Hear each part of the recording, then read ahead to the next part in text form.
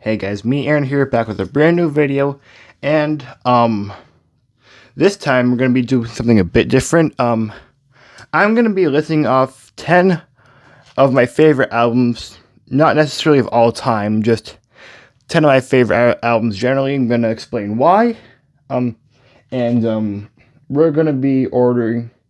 The order is going to be by year, not necessarily by ranking of what my number one favorite is. And of course, only one band per entry. No doubles or anything like that. Just has to be one band per entry. Just a list, not necessarily of what album is better than the other one. This is by year. Just because of the year I put the album does not mean that album is like the greatest of that year, or the year is above any other years. Let's get right into it. First album we have is Metallica's Master of Puppets. I mean, come on. This is the given. It's been considered the number one heavy metal album of all time, arguably. And I can really see why. So first, we start off with Battery, which is probably the best way to start off the album. The first three tracks are some of the greatest to ever be made. All perfect. And this might just be Metallica in their absolute prime, I would say. Besides Hardwired to Self-Destruct, but that's not like really the point. Still, that's also a good album, but like this is probably one of their best albums, if not the best of their albums. Like, first three tracks in Orion are probably my favorites altogether, just like that. Yeah, for sure. This is one of the best albums to ever be made. Yeah, and I would personally rate it an 8.7 out of 10. Pretty good shit.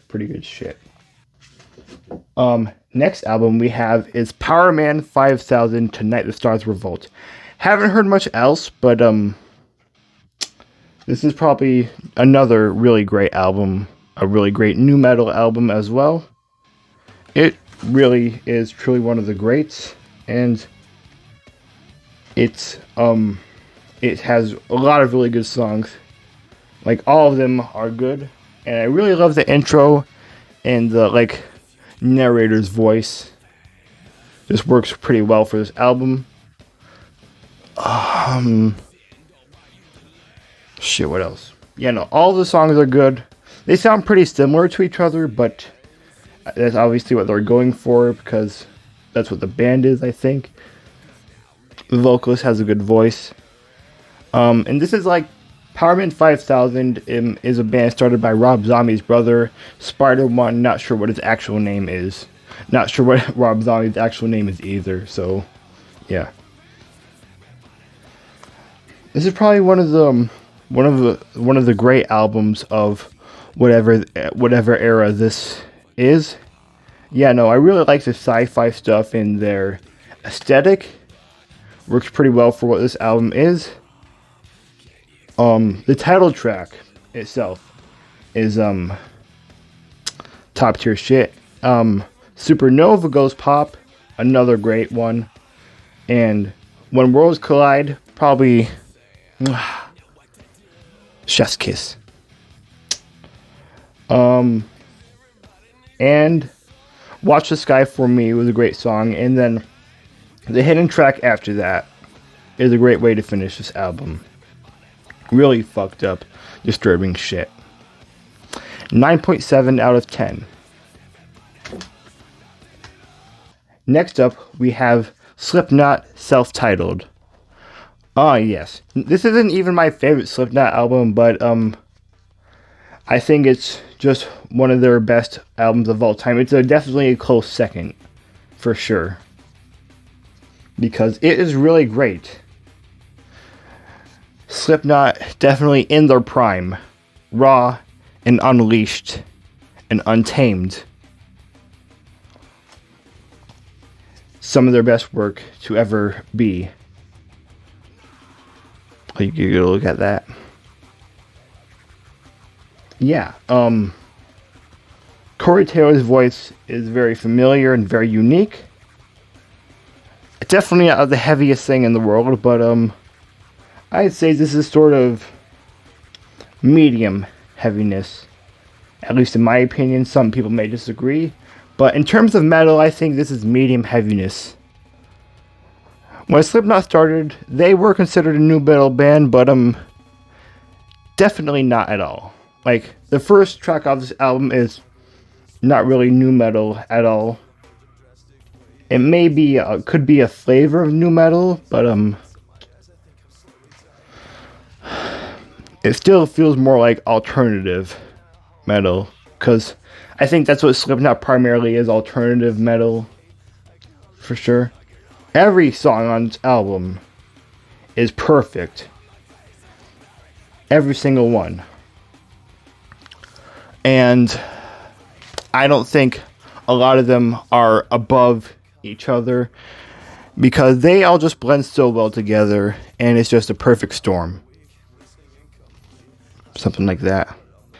And I also bought the deluxe edition, the 2009 10th anniversary edition, and the bonus tracks are really good too. Not as good as the main album, but like still pretty great. One of my favorite Slipknot songs of all time is on this version, and that's Purity. Because, yeah, I think it's one of their best songs that they've ever done, and one of their darkest.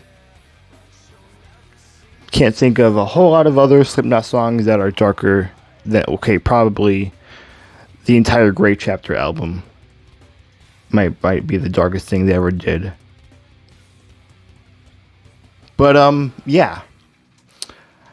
Not sure what else to say about this one, except that it is perfect, and go listen to it if you haven't heard it. Really Slipknot in their prime.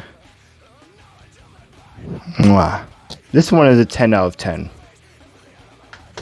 And that's the end of pre-2000 albums.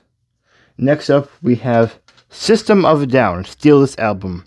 Now, this one isn't technically, like, at the time, it wasn't System of a Down's new album. It was a bunch of songs that they had re-recorded during the time of Toxicity, but they didn't release them because it wouldn't go with the Toxicity album. So they put them all onto this one.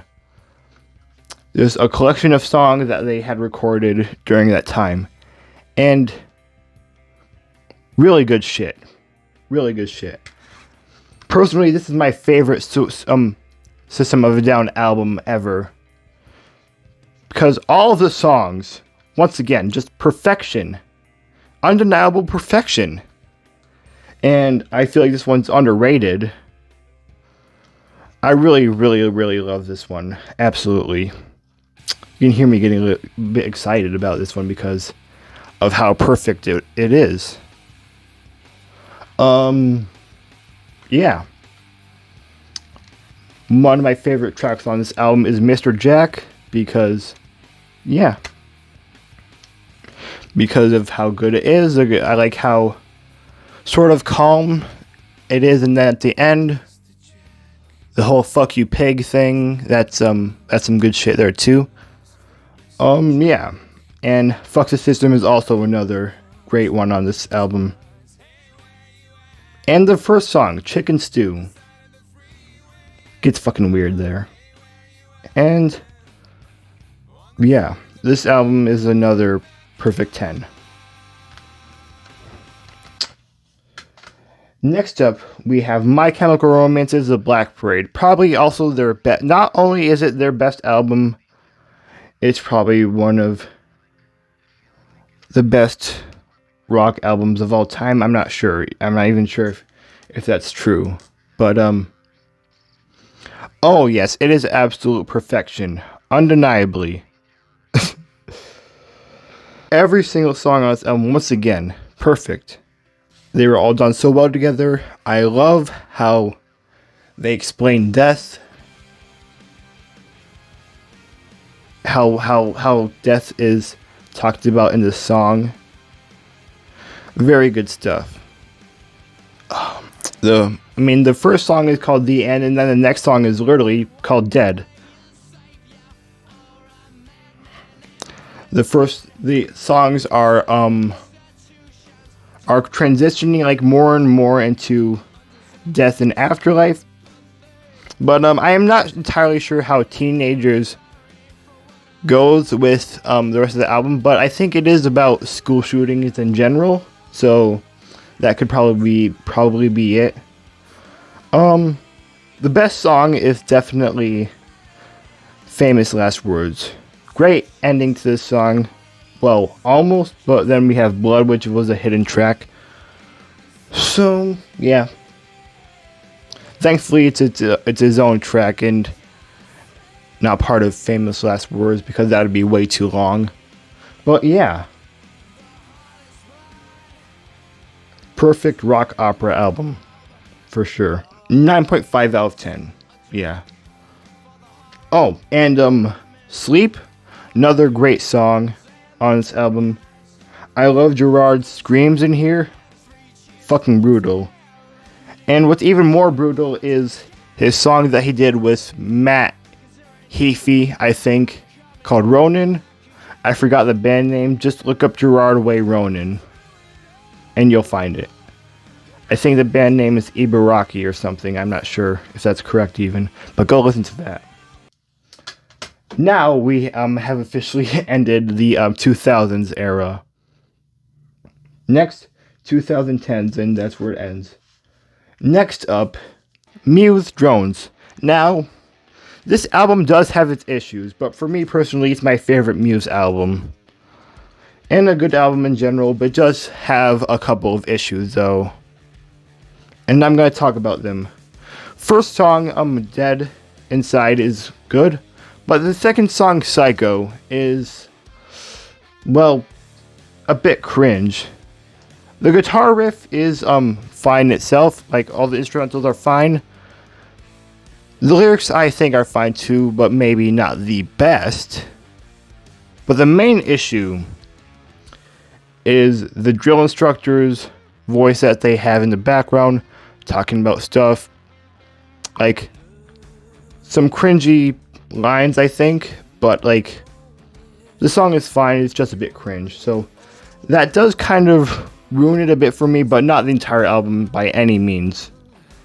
Oh my god. Yeah, they get a bit heavier in this one too, with songs like Reapers and The Handler. Great songs by themselves, great songs, and they work in context with the album too. Yeah, this isn't a bad album by any means, but there are a couple of, I'm not sure what the correct word is. A couple hurdles, mainly with the second song, Psycho. Yeah, and there are a couple of non-song tracks, like the second one, Drill Sergeant, and the seventh track, JFK. They're like intros to songs. Yeah, I think the main issue is just that second song. So, yeah. But still, it's a great album. Still. And my personal favorite of Muse. It's definitely not their best album by any means. That goes to Black Holes. 8.5 out of 10. Oh boy. Next album is Avenged Sevenfold's The Stage. Now, Avenged Sevenfold might be a bit of a cringe band, but this album is by far their best work. I find myself coming back to the first song quite a lot because it is the perfect beginning track, The Stage. The intro is godlike, I would say. What a way to open an album. And it's one of the longest songs on this album. And all 8.5 minutes of it is absolutely perfection. No lies told. There's not a single moment where you would feel or where I felt like it was missing something because it was all there. Matt Shadow's vocals, great. Sin's guitar work, great. And Sin's guitar work is beautiful as always. And Brooks Wackerman's drums, I think they found the perfect fill-in for Jimmy the Rev Sullivan. No one can match him. Rest in peace. But yeah, they definitely found the perfect fill-in with Brooks Wackerman. His complicated drums worked so well for the band, and I think that's really helped them improve a lot after Hail to the King, because I don't even remember that one. Maybe I'll listen to it again one day. But I'm not sure how I felt about it. I remember listening to it and not remembering anything except for the first two songs. And other songs like Goddamn and Creating God are once again perfection. And the last song, Exist, probably the best song on the entire album. And I think The Stage is a close second. Yeah, this has the riffs, the drums, and Matt has a great voice. I never felt like Matt's voice was bad during this album at all. Great stuff. Solid 9 out of 10. Next album is Crown the Empire Retrograde. Either you've heard of this band or you haven't. They used to be more of a metalcore band, but with this album they tried maybe some stuff like alternative rock, it seems like, or less heavy metal. But yeah, this band is a lot younger than the previously mentioned bands, not even in their 30s. So you know this stuff is gonna be a bit better. Yeah, this album feels more mature, on the mature side of things. I think they found more of a good sound for this. Their previous album, The Resistance Rise of the Runaways, was good, but I think this is better. And I think it's my favorite album by them so far. As well as their follow-up work, Sudden Sky. That's another good one. I have to talk about that sometime or react to it or something. Yeah, and this is a deluxe edition, which I think is better than the non-deluxe version, because this album has 13 songs that are all great. The first song is an instrumental of piano and harmonious vocals, and then the opening song, or the next song, Are You Coming With Me, is a great opener, and Andy Leo's vocals are great, and Dave Escamilla, who left the band after this album sometime for personal reasons. Yeah, his screams are really great. Another great song is Lucky Us, and the song before that, The Fear Is Real, is this electronic instrumental, which I don't think is bad by any means at all. It's a bit weird, but I think it worked for this album for sure. It's pretty great. And the last song on this version specifically, Mercury, probably my favorite song on this album, one of my favorite songs of theirs of all time. Go check this album out. This band is a bit smaller than other bands, but they're still doing pretty well. They're about to release a new album sometime this year, I assume. Yeah. Oh yeah, their original drummer just left a few months ago, and he had some great stuff, great work on pretty much all of their albums up until now. Well, he did have some work on the songs on this upcoming album. I've only heard two because they've only released two so far, but yeah, this is a great album. Check it out if you have time on your hands. I don't know. Next album is David Bowie's very last album, right before he passed away, Black Star. Admittedly, I haven't heard much of David Bowie's other stuff, but this album is truly great. He went out with some great work with this one. Oh man, did he. The opening song, Black Star, is absolutely perfect and haunting in every conceivable way. He faced death like a true champion with this very last work of his. And it shows in this album.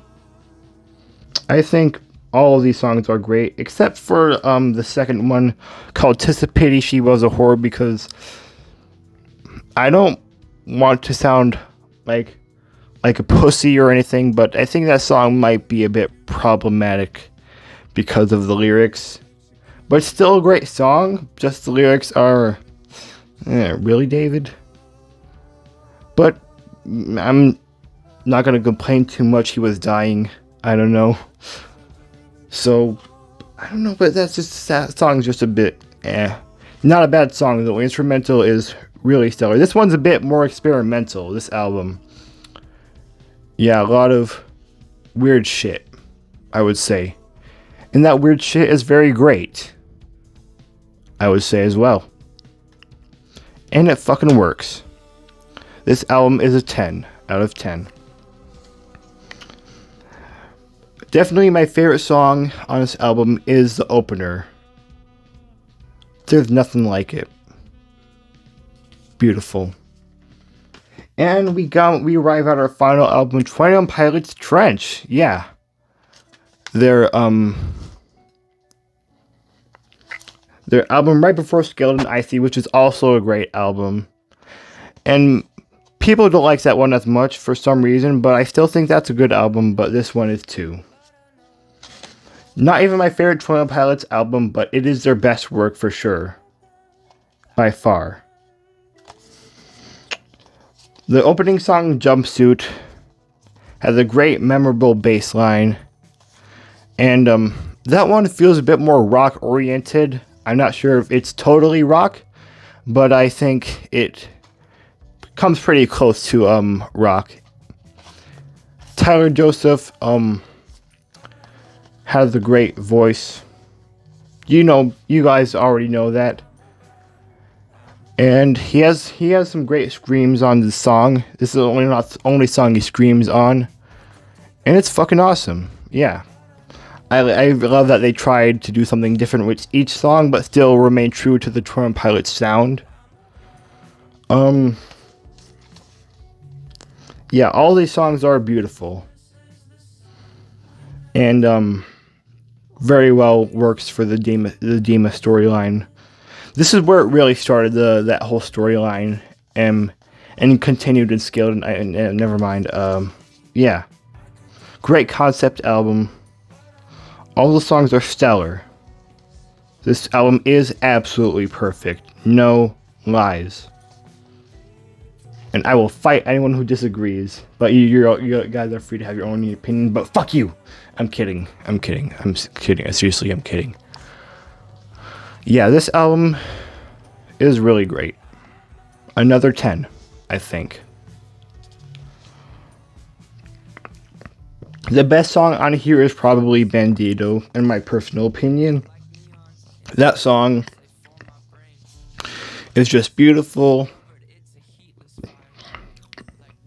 and some really great shit. 10 out of 10. I'm not like the biggest person who understands music totally, but I would say I know a good album when I hear it. I'm not the best at explaining why things I think are good, but that doesn't mean I can't notice when something is truly good or amazing. But yeah, that's going to be it. Hope you guys enjoyed this video. If you liked that video, be sure to leave a like and explain what your 10 favorite albums are. I wouldn't say these are my 10 favorite albums of all time, but like 10 of my favorite albums. Maybe I'll do 10 more some other time. But yeah, that's it for this one. I really hope you guys enjoyed the video. I tried my best. I didn't even have a fucking script or anything like that. See y'all later. Think, create, most importantly, stay alive. And I'll see you in my next video. Bye. Peace out. Love all of you.